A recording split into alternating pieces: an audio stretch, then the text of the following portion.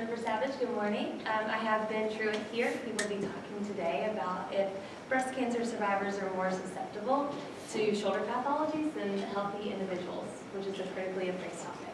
Thank you. So like Dr. Savage said, my name is Ben Truett. I'm in the Master's in Athletic Training program here at JSU. With that, we'll get started. So a little bit of background before we get started. Breast cancer is the most common cancer in the world. In the U.S., it affects roughly 200,000 females each year are diagnosed with breast cancer, which is also the primary mortality due to cancer in females around the world. In recent years, shoulder and arm morbidity have become a significant complication in breast cancer survivors.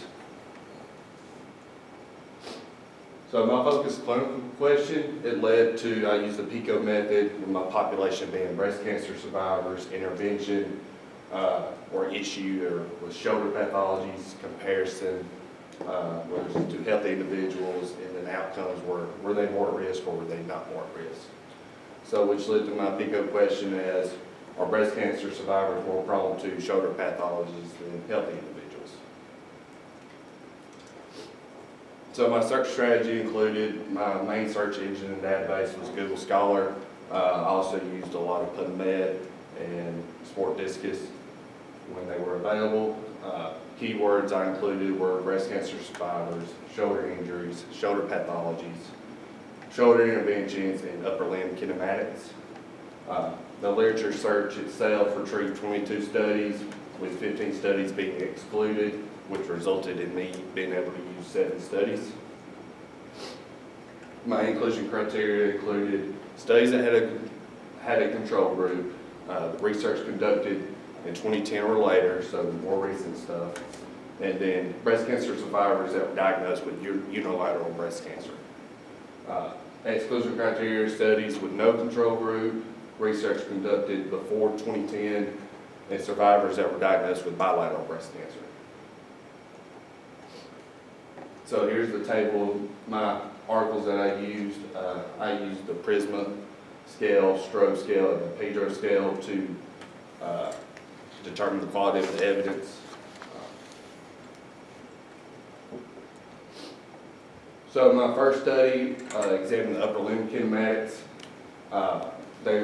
Brooklyn and colleagues used 50 breast cancer survivors that participated in 88 dynamic functional tasks, which included reaching up into a cabinet, reaching down low, stuff of that nature, a lot of your ADL stuff, which resulted in a reduced range of motion between the affected and non-affected side, as well as increased humeral rotation, an increase in anterior-posterior tilt of the scapula, and increased upward rotation of the scapula. Which means doing these normal everyday tasks on the affected side led to muscular compensations doing the same job as both shoulders would do.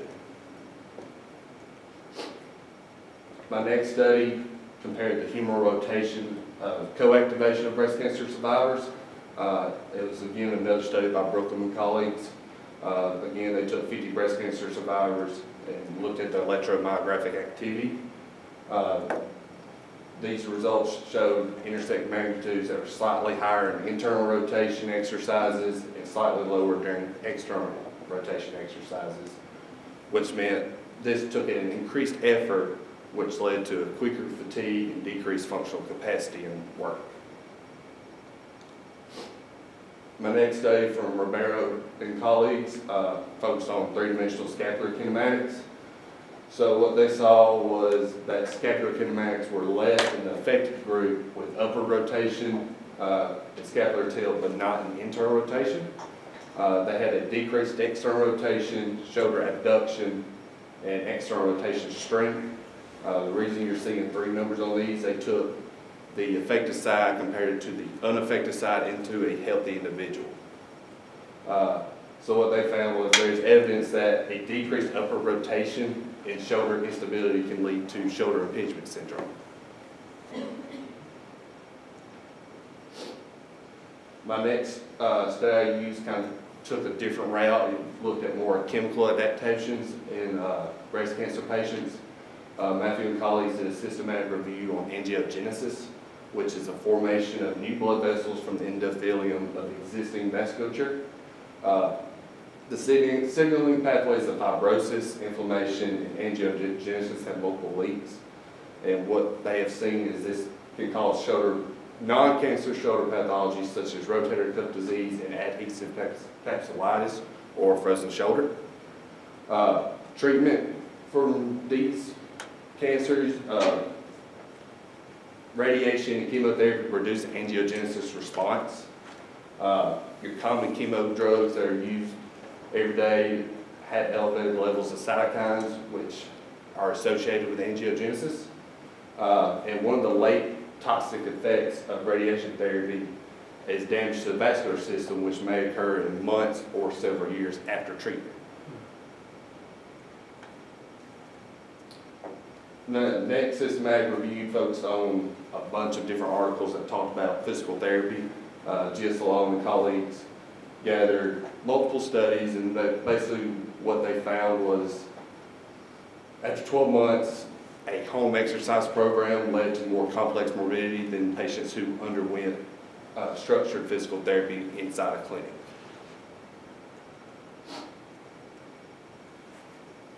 The next study focused on myofascial induction effects. They were separated into 2 sessions. One group received 2 sessions of myofascial unwinding, while the other group received 2 sessions of unplugged pulse shortwave therapy.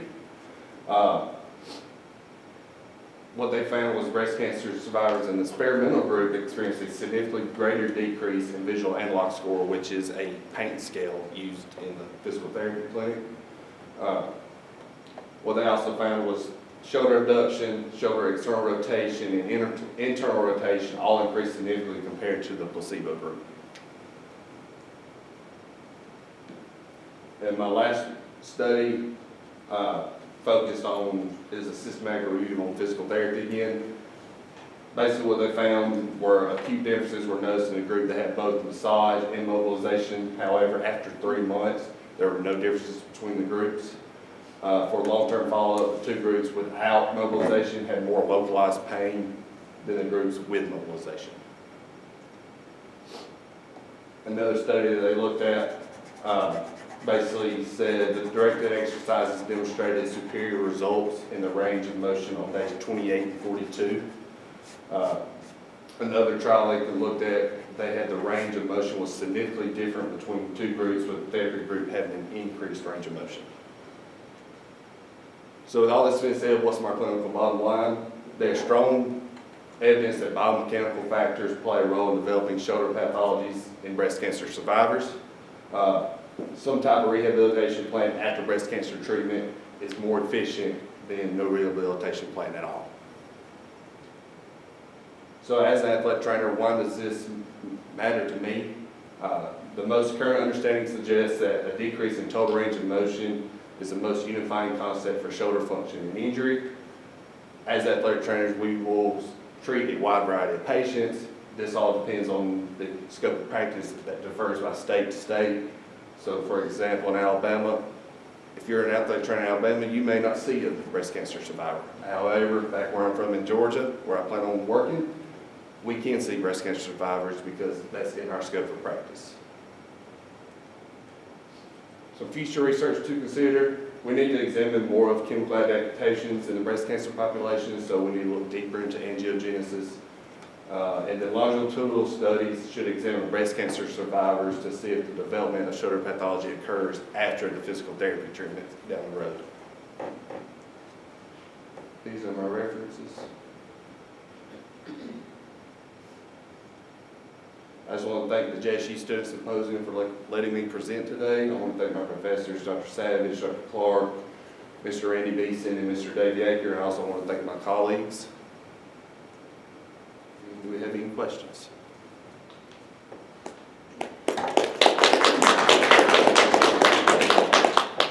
I promised you I would ask any questions, but this is really interesting. I have 2 Okay. that I think you can answer. The first is, was there any research, was the research done looking at the different stages of cancer? Is there any information about A lot of my studies just focused if they were classified as stage 1, 2, or 3. They didn't go in depth whether did stage 1 do better or stage 2. It just unified them all. Okay, because that would be interesting. And then the other, when you think about athletic training and prevention, was there any discussion or do you have any thoughts about doing any type of pre-surgical rehab? So if you know that you're going into surgery, would there be any, what do you think about that? So I would agree with that, just because I think Dr. Savage had almost the same exact question beforehand in class. We didn't talk. Basically, so what it is, the breast cancer itself isn't causing the issue, it's the treatment afterwards. So I think knowing, okay, I'm going to have treatment for breast cancer, I need to do something beforehand. And that's kind of along the lines of, will insurance pay for that? Because nothing's wrong with you at the moment. So it is a pretty hairy situation. Okay, so then apart from, say, physical therapy, what, if anything, could we be doing, could someone do at home to either strengthen or flexibility? Is that advisable? Yes, but like I said, unless you know you have, basically what I found was the home exercise program that the study talked about, they have more complex shoulder mobility, because when you do something at home, are you more inclined to do it if someone's not telling you to do it? Whether you go to a physical therapy clinic, you're going there because you want to get better. So that has to do with the person itself. But yes, I do agree, if you did something beforehand, even at home, it would benefit you more. I did have one other question. In your research, did you notice whether there were any specific movement patterns that were more complained about than others? I mean, was abduction or adduction? I mean, was there, or was it just general? It was just general range of motion. Most of it was reaching up, Okay. getting something out of the cabinet, which is what a lot of people have complained about. Any other questions? All right, let's thank our speaker again.